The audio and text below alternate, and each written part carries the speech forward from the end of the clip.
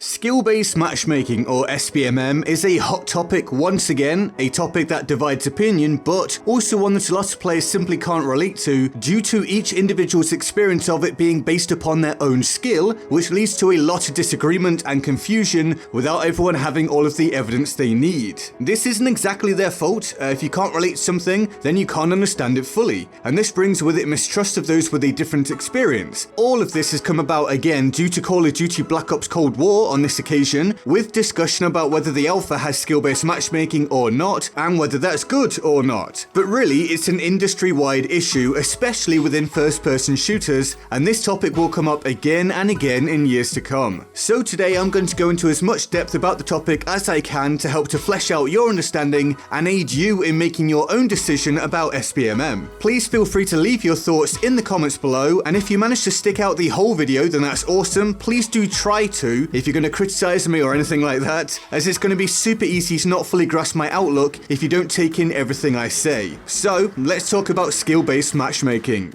This video is brought to you by the Board of Awesome via the epic people that support the channel on Patreon. Also, the current goal for the channel is to hit 60k subscribers, currently sitting at 53.7k. So if you're new here or want to see more, hitting that subscribe button would be fantastic. Thank you so much. Right, let's get into the main details. Skill-based matchmaking generally has a larger impact upon the more able player, a minority of players, and this brings with it assumptions that it's simply about better players wanting to stomp noobs and get massive kill games, and yep, that's sometimes the case, without doubt. But actually, there are a whole load of other reasons why some players hate skill-based matchmaking, and actually, it affects average and less able players as well sometimes, even if they don't realize it. By the way, what you're watching, due to a recent family and personal issue, I haven't been recording gameplay for a while, so what I've done is source gameplay from games that have or have had skill-based matchmaking and or ranked modes to illustrate what we're discussing, and I'll credit each creator on screen. So SBMM groups players of the same or somewhat similar skill levels to play against each other, reducing the amount of skill variation, protecting lesser players, and maintaining a level of challenge for the better players. At least that's the theory behind it, and on paper, it sounds great. On paper. This is also obviously affected by the game, the way SBMM is implemented, and how strict it is, so lesser able or new players generally support SBMM because it stops them from coming up against the more able players and getting destroyed. It's that simple, and it's totally understandable from that perspective. And even the more average player sometimes likes SBMM, in order to avoid playing the top 10% or 1% of players, whatever it may be. The first large flaw in that though is based upon probability. When players say, well, I don't want to be put up against great players all the time and get destroyed, that's actually not what really happens the vast majority of the time, even if it may feel like it for some players. For example, the top 1% of players in a game are scary, of course, but they're the top 1% because they are literally in the top 1%. Probability dictates that the chances of such a player filling each gap in your lobby is 1% with connection-based matchmaking, and the same basic math works for 5%, 10%, and so on. The truth is that there are far more players within the average bracket than there are in the below average or above average brackets, and the further you go towards each end of the spectrum, the less players there are. Connection-based matchmaking, or the standard matchmaking from many FPS games in the somewhat distant past, retains variation of skill and experience. Strict skill-based matchmaking does away with this. And honestly, if you're constantly getting destroyed in a game with connection-based matchmaking, then you're just not very good, and that's okay. The answer is to work to get better, as I had to do myself, or at least that's one option. A second option is to not care about your performance, not something I can do, but it is an option for some, or a boot camp lobby for certain amounts of games when you first start playing is an awesome premise. Something I seem to remember from Gears 3 and some other games, where you only play other new players for a limited amount of time. Or, and this is key, the game can implement ranked or competitive modes alongside public modes. So you have the option of the variety connection-based mode or the skill/rank-based mode. Think of the much lauded Halo 3 model as an example. And I 100% feel that if a game does have a ranked mode, then the public mode should be connection-based, or at least heavily connection-based. Otherwise, what's really the point? Now, if it wasn't already clear, I'm not in favor of strict strict skill-based matchmaking outside of ranked modes. Before you start jumping to conclusions and prejudging me, there are two key points there: strict skill-based matchmaking and ranked modes. And there are many reasons for this, which we'll go over,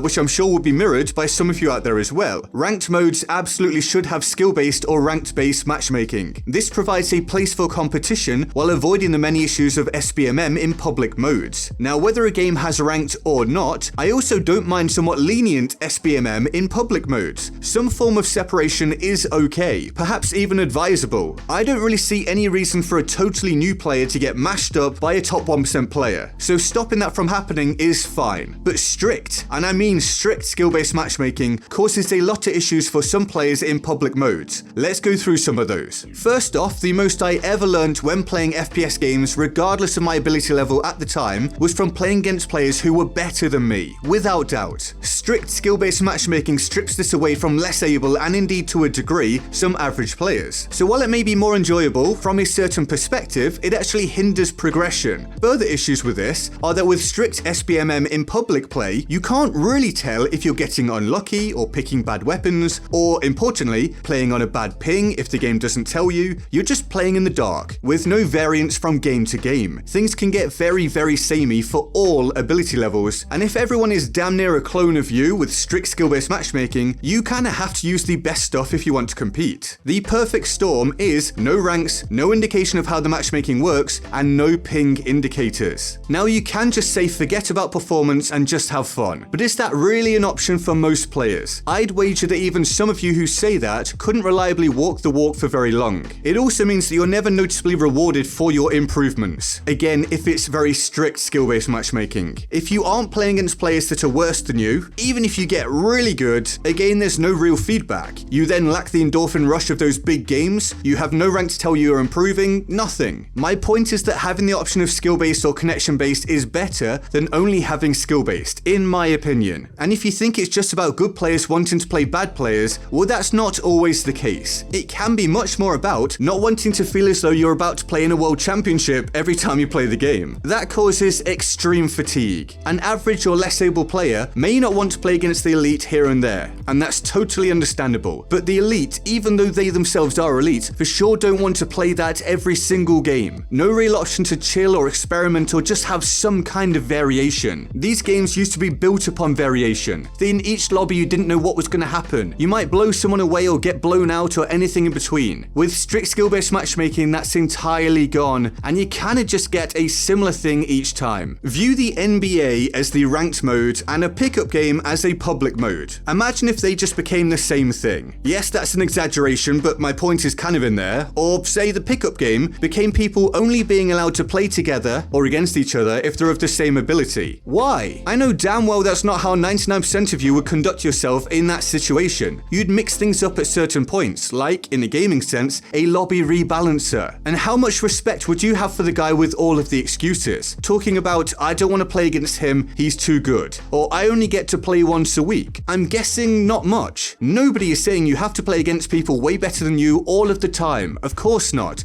And probability again wouldn't allow that to happen. But making it so you never ever have to play anyone better than you, regardless of your good or bad justifications, I fail to see how that's reasonable. Especially when you consider all of the negative factors that then impact some other players who paid the same money for the game. And you may say, well, the good players should just forget about doing well then. If it's not about how they perform, why don't they just go and have fun and not worry about the outcome? Well, why don't you ever say that to the lesser abled players? Why don't we say to them, don't worry about the outcome, just have fun? Instead, they're being protected while some other players are having a lesser experience in a way that just basically isn't fair, whilst trying to maintain this fairness throughout. What was wrong with random experience? It's also about not wanting to play against awful connections just so the game can find players of your skill. Yes, that happens. I experienced it to a massive degree in Destiny, players from the US, Australia, Saudi Arabia, and so on. That is an undeniably awful experience and is the epitome of not being fair, like genuinely, because the game at that point just doesn't even function. Protecting the lower end to the detriment of many other experiential factors isn't the answer. And even if you can't tell, you may well be being affected. Or even if you haven't experienced the issue, it doesn't mean it doesn't exist. My answer is ranked and public lobbies, potentially somewhat lenient skill-based matchmaking in public games, lobby rebalancer between rounds for increased variation, or entirely new lobbies between each round, and bootcamp for new players. No answer is perfect, but for me, that seems like a fantastic combination. I say this as someone who has achieved top 1 or 2% KDs on a couple of Battlefield games, Destiny, a COD game here and there, but also someone who didn't naturally take to some other COD games, Halo 3 initially, BF4, etc. I've been both kinds of player. I'm unbiased in that manner, and I still think strict skill-based matchmaking in public games is awful for the overall experience. It's punishment for improving. It's hindering the overall experience to protect the casual market. Although, I can't argue that, at least in the short term, that's likely very good for business, and it's why skill-based matchmaking will never entirely go away. And to a degree, it shouldn't do. Leniency is the key. Now, a couple of other issues to mention. First off, reverse boosting. The premise of intentionally doing badly, really badly, to lower your skill bracket, to the detriment of your team in the moment as well, manipulating the system, and then forcing the game to give you much lesser players. I have not and never will do this, but it's a clear problem that it's even a thing. It hurts the legitimacy of the overall experience of the game. It certainly hurts the legitimacy of lots of YouTube videos out there, and it's a real shame it even works. And some able players feel justified in doing this to avoid a lot of the issues I've listed, but public and ranked modes or lenient skill-based matchmaking helps to at least curb this problem. But perhaps my biggest gripe with strict SBMM in public games though is how it destroys the social aspect. My friends will tell you that for the longest time in Destiny, as I keep referencing, they didn't want to play with me because the lobbies were unbearable, whether it be ability or connection, whatever. Now again, this all depends on the game, how the SBMM is implemented and how strict it is, but it just wasn't fun. So we just didn't want to play together as a group, in a game designed around playing together. And that destroys the whole point in the game. That is not okay. And no, the answer is not to just make new accounts. If that's your point, then it actually hurts your argument. I'll tell you why. At that point, you're now encouraging more able players to repeatedly beat up on less able players by working the system. That is not even close to a solution for the less able or more able player. And overall, this is the point that's often missed. It's not really about protecting the average player, the majority. Probability shows this. More so, it just stops players from getting messed up when they first go into the game and end up returning it or not playing it anymore. That hurts the bottom line for the devs and publisher. So again, bootcamp mode, lenient SBMM, plus ranked and public modes. If someone is so bad and lacks the desire to get better that they then return the game with all of that in place, that's just life. It's better for the game overall. And so to summarize, that's all why some players really hate SBMM. It's also why some players support it, and yes, there are some who genuinely just want to stomp noobs. And it all depends upon the game, how it works, and how strong the SBMM is. It is not the same across the board. Me personally, I don't mind SBMM in the right place to the right degree. In fact, sometimes I support it. So please don't label me as someone just wanting to stomp noobs. That's not the case. But it being too strong and entire game encompassing brings with it so many issues that aren't apparent to everyone, and that is a real shame. So, with all of that in mind, and thank you for listening to this point, let me know what you think. Please be respectful, logical, and constructive with me and each other. And if you enjoyed the video, hitting the like button and subscribing would be massively appreciated. All the links to my social media, including Twitch, Discord, Twitter, all of that, can be found in the description and my pinned comment. And with that all said, I am GetGoodGuy, and I will see you next time. Laters.